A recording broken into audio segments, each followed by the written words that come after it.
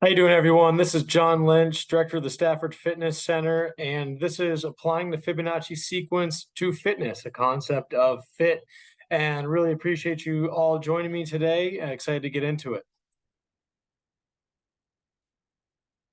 So just briefly want to go over what I call the FIT roadmap, or what we'll plan on doing in this session and the next two sessions, and then give you some big picture items to kind of understand some of the concepts that we're going to talk about and go over. So in this first session, we're going to really review the human condition, and that has a few specific components to it. Number one, breathing, posture, and physiology. Proper breathing mechanics and rib movement, identifying your pathology, and then we'll review some sagittal plane competency drills that you can use in a seated position to really help to calm the nerves and control stress and feel better in a lot of different ways. But that's essentially the human condition is. We'll talk about it a little bit later, but basically the shared experiences that all humans kind of have to deal with.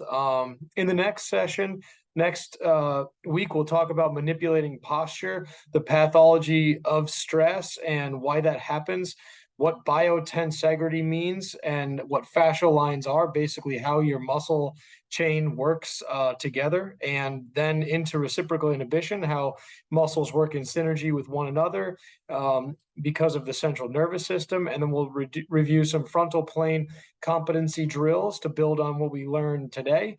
And then finally, we'll get into kind of the meat and potatoes of phi, sacred geometry, and spiral lines. We'll talk about a concept called the golden ruler, which is based on the Fibonacci sequence, fractal patterning, and then how to actually apply the concepts of phi to fitness, which is what I consider fit. So just to review some big picture items that I think are really important to understand as we go through, and we'll review this each time, but stress is actually any disruption of homeostasis in the body. So a lot of people think about stress in terms of, things they might have to do that day or things that are bothering them or on their mind, but really, ultimately stress is just any disruption in homeostasis. And I like to think of, the example of getting dressed in the morning, right? At some point, you're not wearing clothes, and then you put clothes on your skin and you feel the clothes when they go on your skin, but then after a little while they're just an extension of your body and you don't really notice it. So that's an example of stress and how our bodies react to stress and then accommodate certain stressors, which we'll get into more later. The body continually adapts to these stressors, and these stress responses are what help us actually navigate the world. Back in caveman days, stress responses kept us alive, and today we have those same primal responses. We could stay alive without them for a lot of different reasons, but they still are there. They still affect us in a very real and important way. Central nervous system stress responses then dictate posture. So stress is muscular tension, okay? And when you have stress, you hold muscular tension, and you hold muscular tension based on the mechanics of your body, your lever length, everything compared to gravity. And those muscles, when they get tight, since muscles are an interconnected set of pulleys, one being tight is another one being weak. And so we'll dive into what that means.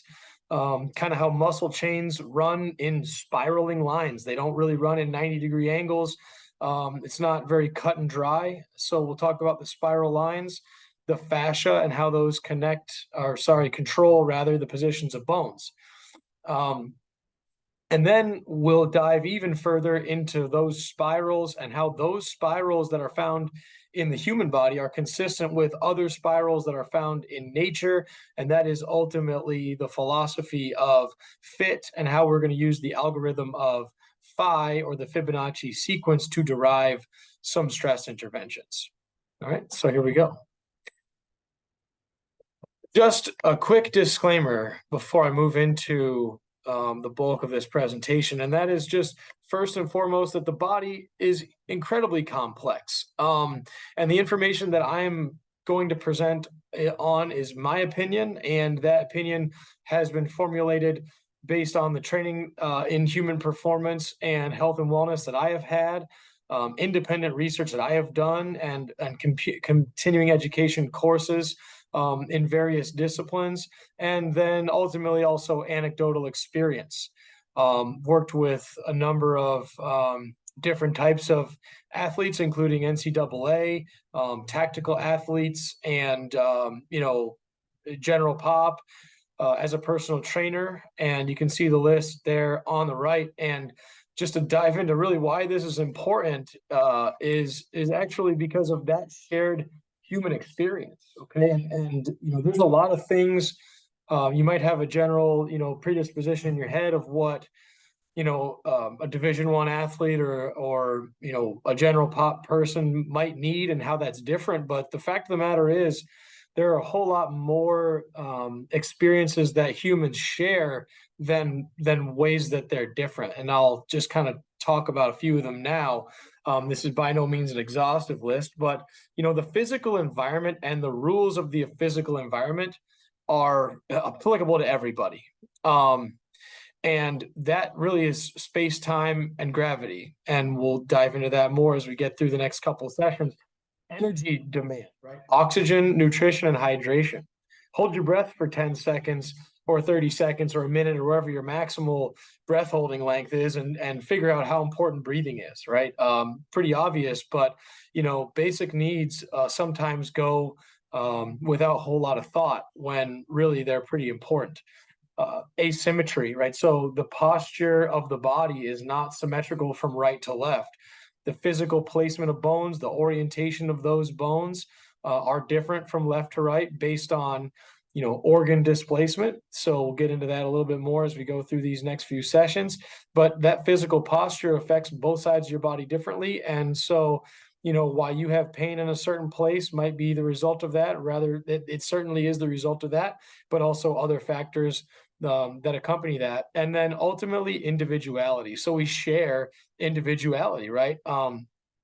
In more ways than I'm about to mention, but anatomical levers is certainly one, right? So I talked about it in terms of posture, but if you've got longer arms or longer legs or a longer spine or any of that compared to anybody else, or shorter, then gravity is going to affect you in a different way. Your leverages at certain joints are going to be stronger and weaker at different places. And I just want to talk about those things to touch on what I call the snowflake effect, right? So appreciate the fact that, yes, everybody is an individual person different from everybody else, but a snowflake is snow just like another snowflake, right? So, even though we might be a whole lot different, we're also very similar in a number of ways that I just mentioned. So I want to run through a quick experiment. This is not going to take very long, but it does require a little bit of effort on your part. So we'll get into this, and then we'll kind of use this later in the session to review how you feel at certain, with certain breathing work. So I got a stopwatch here. What I'm going to do is we're going to take 6 seconds and we're going to test your resting heart rate. So in order to find your heart rate, you want to use 2 fingers. You can either go with a radial pulse, which is just right on the inner edge, try to get where you can see on the inner edge of that thumb side wrist. Okay, and you can kind of push down maybe 2 or 3 out of 10 and feel a little bump right there. Try to find that. Or I actually prefer this one, but on your neck, which is really just below where your jawline curves, and you're just going to go straight in and push gently into there with the 2 fingers, and you're going to feel that same kind of sensation. Got it. Okay. So we're going to go for 6 seconds. I'm going to say 3, 2, 1, and count. When I say count, then I'll start the clock, and you're just going to try to count as many beats as you can before I say stop. All right. So here we go. 3, 2, ready, count.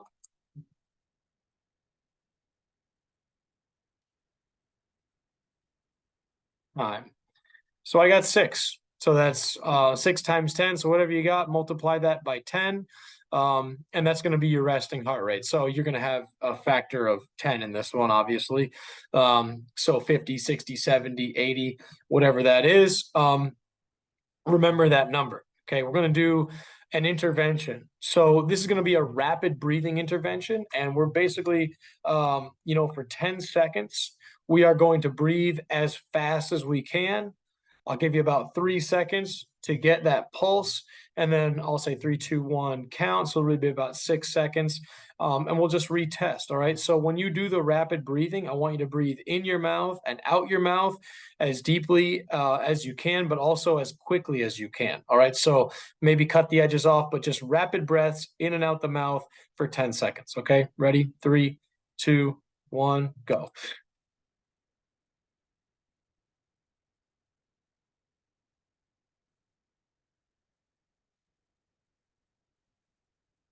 Time. Okay. 3, 2, 1, and count.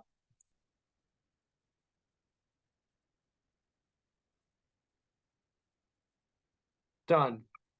And I had 9 on that. So in 6 seconds, I felt 9 beats. So that meant after only 10 seconds of rapid breathing, I elevated my heart rate by about 30 beats per minute. Now, if we want an accurate measurement, we could go for a full minute and test that, but 6 seconds gives you a pretty decent idea.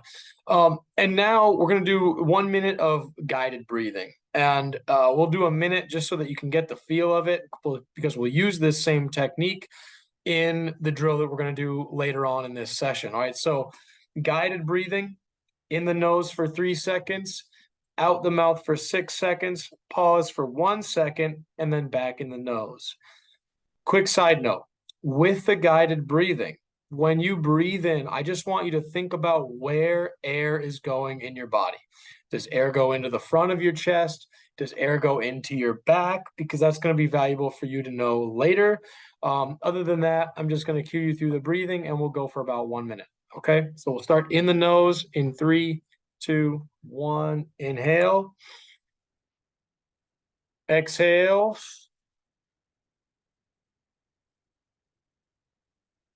Hold.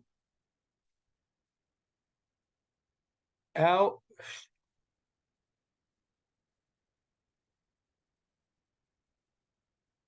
Hold. In. Out.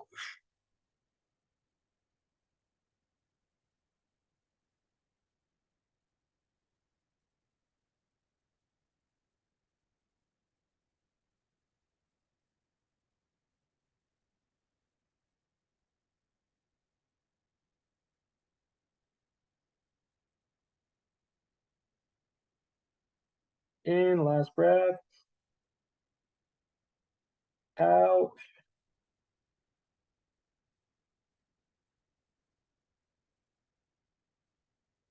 And relax. Okay, let's retest that same heart rate. Ready? Find the pulse. 3, 2, ready, and count.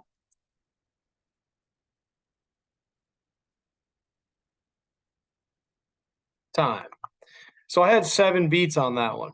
All right. So just appreciate the fact that you have a resting heart rate and then your breathing can affect that heart rate, escalating it or down regulating it, depending on the intent of those breaths. And we'll kind of get into why that is here in a minute and exactly what you can do to intervene with heart rate, but also how that's going to affect muscular pathologies and sometimes pain and flexibility. So we'll move past this.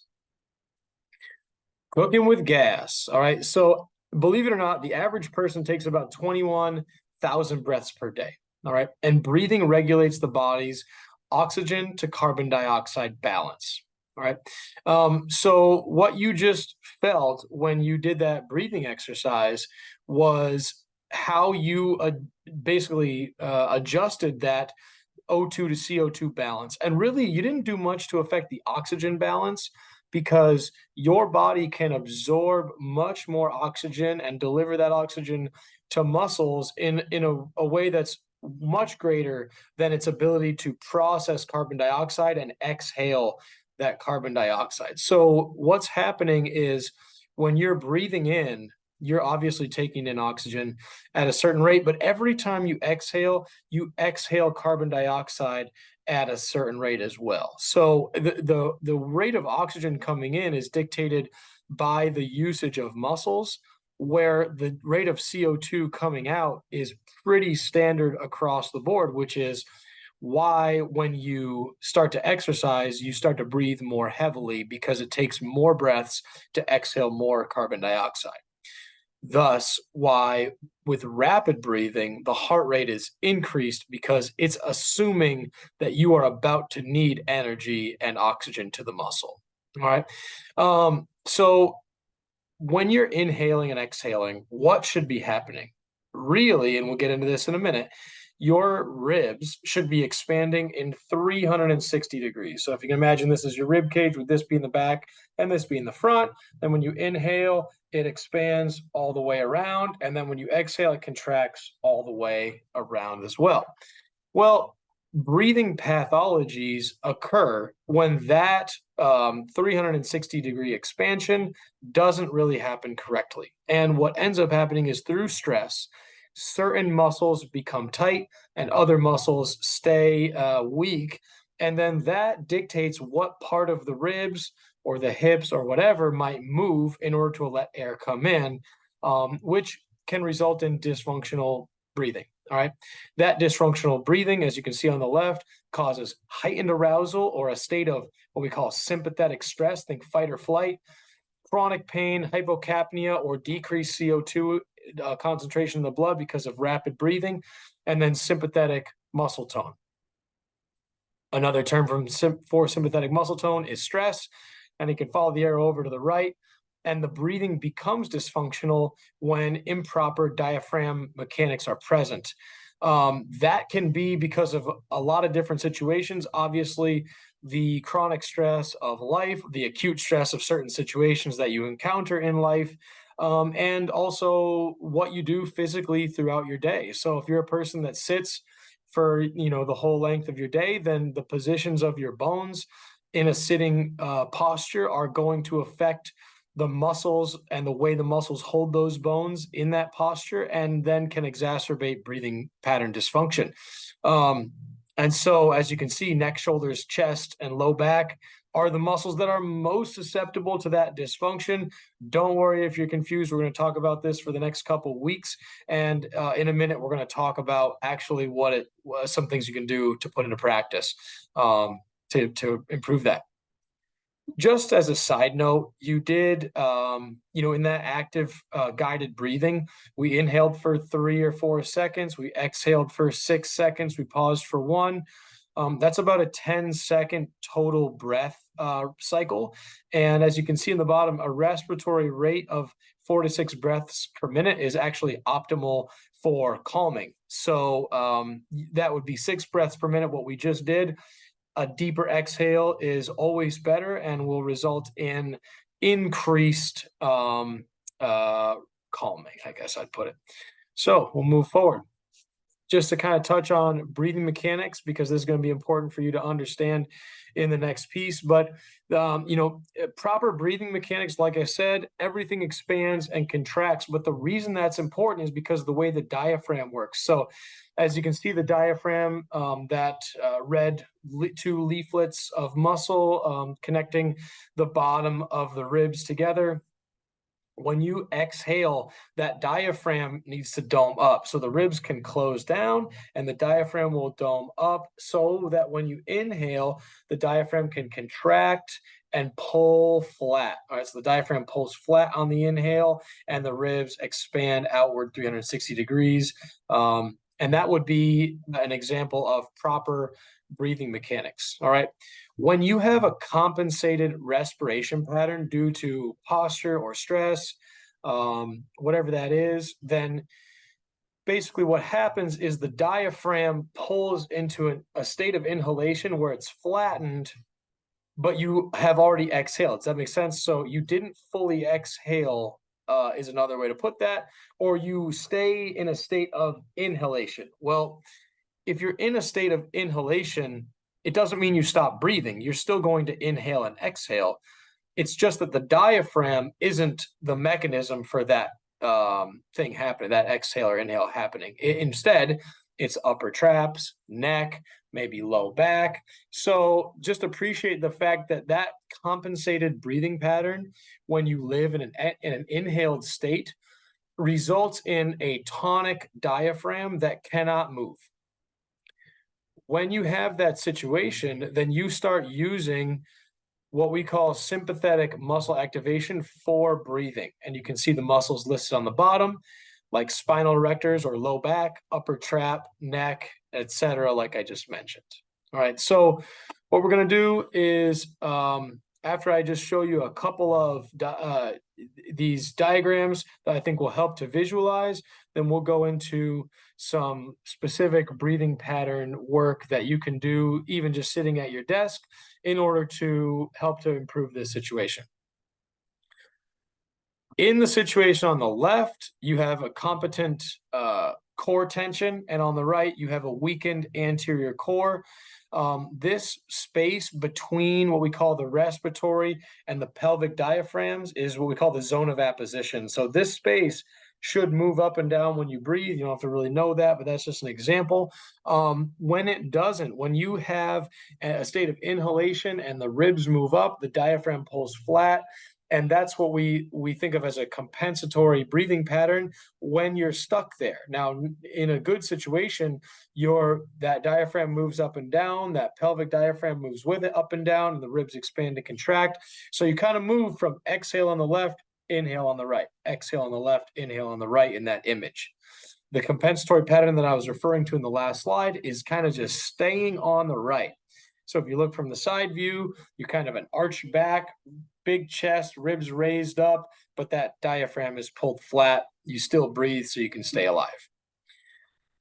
Controlling that zone of apposition will grant access to non-compensatory movement strategies. And that is something that we're going to build on in the next 2 sessions, talking about today sagittal plane, next week frontal plane, and then the final week transverse plane or rotational motion. All right, so here we go. We'll dive into the practical application now. And if you wouldn't mind, just pin Coach Lynch. So you can see if I can do this here. Pin Coach Lynch. I think that worked. But basically what we're going to do now is I just want you to have a look at the side angle view of me. And I'm going to get where you can see my feet and my arms and everything. All right, so this is what I like to call the tall seated position. And what I want you to do is just get your sit bones, okay, or the your two bottom of your butt bones, right? Sit bones, right at the bottom of your hip, bottom of your butt, right on that front edge of your chair, right? And the reason that's important is because I want to make sure we position ourselves, I'll turn the side, in a situation where we don't have a rounded posture or an overextended posture. We just want to try to be kind of as vertically stacked as possible with our head over our shoulders, shoulders under or over our hips, okay? So in that position, I want you to now lower your chair as much as you possibly can. Looks like I'm all the way down. Nope, there we go. All right, so here's why. Hard to tell maybe from this angle, but my hip, see if I can show you. My hip is right about there. And where my hip joint is, not the top of my hip, but the joint. That joint, you really want to be below the knee joint. So even in this situation where my chair is all the way down, my hip is probably right at my knee. The reason this is important is because if the knee is over, or sorry, if the hip is over the knee, like so, then now in even a sitting position where I'm not weighted, my hip flexor is holding tension because of the position of my knee. So getting down into a lower position where the hip is equal to or below the knee will inhibit the hip flexor and allow the hamstring to activate, okay? We want the knees in this situation right over the toes. So see my feet here. I'm going to turn so you can kind of see my feet from the side angle. That front of my knee should be positioned directly over the toe. It's okay if the toe is a little bit out in front like this, but really what we want is to put tension straight down into the ground. And that happens from a biomechanical perspective optimally if that knee is positioned right over the front of the toe. Now, that being said, if you try to get into a situation where your knee is right over the front of your toe and you feel like the weight on your heels is lifting up, then just walk forward a little bit until you can feel even pressure straight down through your feet. The reason that's important is because we are trying to get muscular activation, again, of the hamstring, later of the glute, and then of the oblique and serratus core muscles, or the anterior core, as we breathe. Okay, so kind of just going through the checklist here. Sit bones on the front edge of the chair. Get that chair down low. If you can't get the hip below the knee, maybe put a book or something under your feet so that the knee is above the hip. The knees right to the front of the toes, or really just make sure the feet are flat. Okay, that reference point gives you the muscular activation up the chain that you'll need to be successful in this situation. As a bonus, if you can get your feet in far enough, you can get your feet back against your heels against the wheel of your chair and pull to get hamstring. But if you can't get there because of your ankle mobility, then don't worry about it. That's just a quick bonus for you. If you can get there, we can talk about that later. Next, in terms of the upper body, I want you to try to position these armrests so that the elbow can barely touch them with an upright torso posture. So don't slouch down to try to get your elbows there. Just sit as tall as you can, and then think, okay, can I touch my elbow pads? Not quite. I'm going to raise them up a little bit. You don't really want to strain in any of these positions. You just want to have a gentle tension. So I just raised up, and as you can see, I can certainly lift up, but I'm just going to place the elbow down gently, and then I'm going to push down. You won't be able to see it, but I'm going to push down just a 2 out of 10 into that armrest. And when I do that, I can feel the muscles of the sides of my ribs engage. Remember, when we exhale, we want the ribs to close down, and it's going to take the muscles of the ribs to help with that action as we exhale. So that's why that's important. If you do not have armrests like this, or for some reason you cannot get to the armrest, that's absolutely fine. Just reach the hands straight down. Now here my armrests are kind of in the way, but reach the arms straight down and just have a downward reaching kind of feel. And that'll give you the same muscular tension in the front of the core that we're looking for to help with the breathing pattern. Okay. So in terms of the breathing, the very first thing that we need to do is identify for you where the air goes. Remember earlier in the session, I said, think about where the air is going in your body. Well, that's important because where the air is going, we just want to even it out. All right. So if the air is going in the front, we want to think about getting a little bit more air in the back so that the ribs expand entirely in every direction, and vice versa. If it's coming in the back, we want to try to get it in the front. Okay. So what I want you to do is take your right hand, put your right index finger on your collarbone on the left, and your right thumb on the collarbone on the right, with your knuckles kind of right in the middle of your sternum. I'll come forward so you can see. Then with your left hand, I want you to take your thumb and put it right under those knuckles on the sternum, and your left finger is right on your rib there. Okay. Now that's just so that you can identify the breathing predisposition. So right now, I'll just kind of go through it, what I want you to think about. So here it is. So as you breathe, and you can start to breathe now in the nose and out the mouth, inhale for 3 and exhale for 6. But when you inhale, where does air go? So if air goes in the back, it kind of looks like this. And air going in the front kind of looks like this. Can you see my arms moving? Okay, right here. Okay, most people are going to feel air going in the front, but there is a significant amount of people who will feel air going in the back. All right. So once you can identify where the air goes, now we want to try to manipulate that. Okay. So if you were a person who felt air raising your ribs up when you breathe in, then when you exhale, and this goes for both sets, either way, in the back or in the front, when you exhale, you want the ribs to close down as much as you possibly can. So try to get a deep, deep exhale in the 6 seconds. We'll pause for 1. And then when you breathe in, then we want to try to get the air in the opposition. So for people who breathe in the front, it's exhale, and then try to get air in the back. Here we go.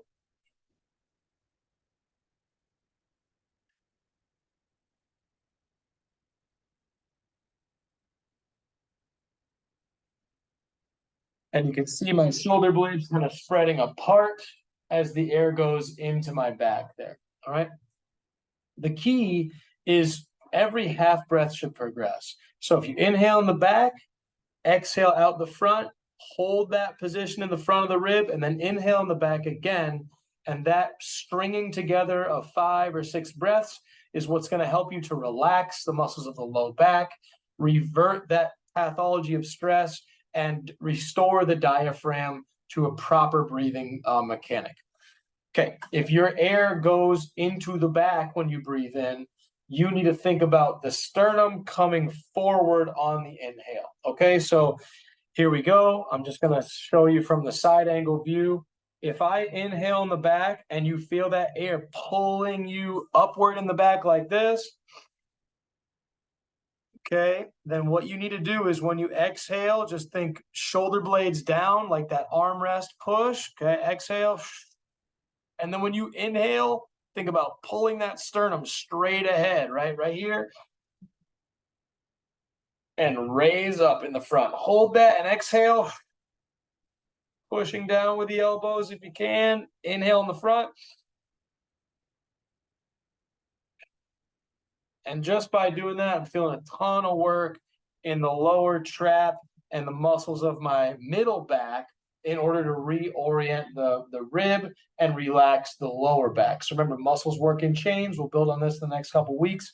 But by getting the middle back to squeeze and contract, the lower back has to lengthen, which restores the diaphragm position.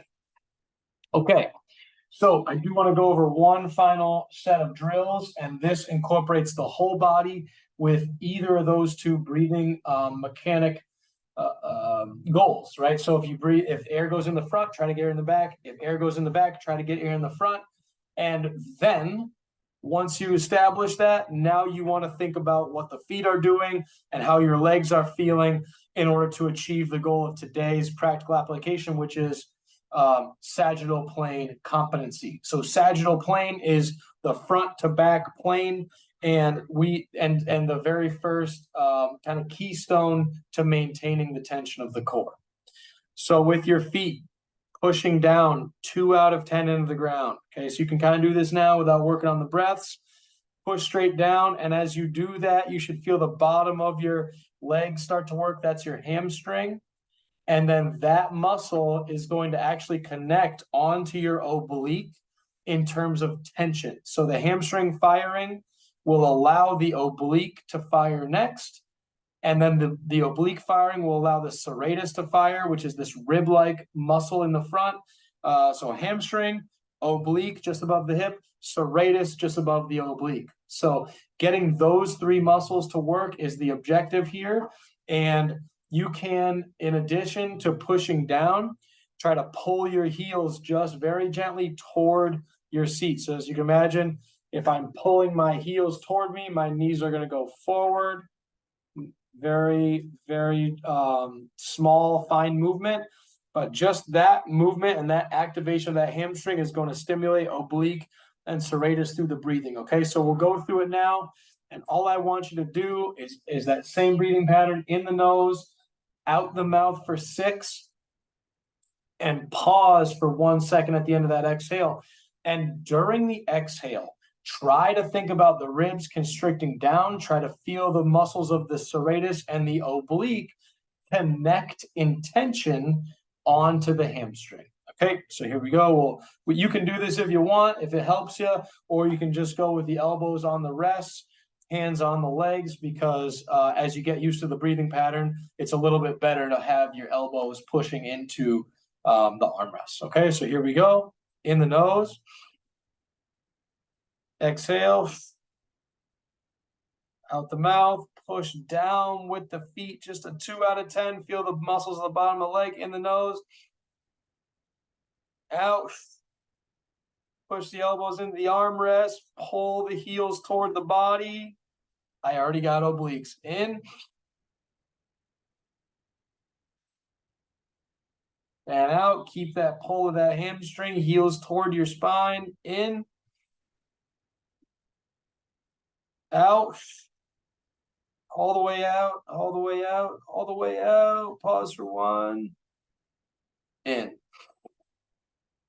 And relax. Always end on the inhale there, but I hope you could tell how with tension downward and then pulling the heel toward your body would fire the hamstring, and that hamstring will position the hip, the oblique, and the serratus with a proper exhale. All right, so I know there's a lot there. We got 2 more sessions to go over that, but before we leave, I do want to just leave you with one last thing, and just to kind of motivate you and remind you to do this on a daily basis, and honestly, kind of as much as you possibly can. But this is a system. PHIT is a system, all right? And it's a system that you employ to determine your achievements, right? So what you do every day in your life, you adapt to, right?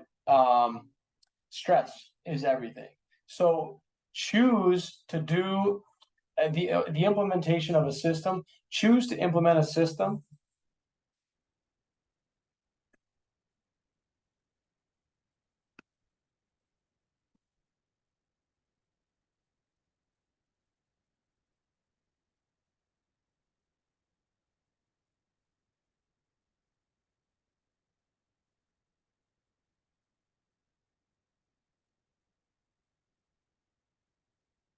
So I just want to leave you with this here.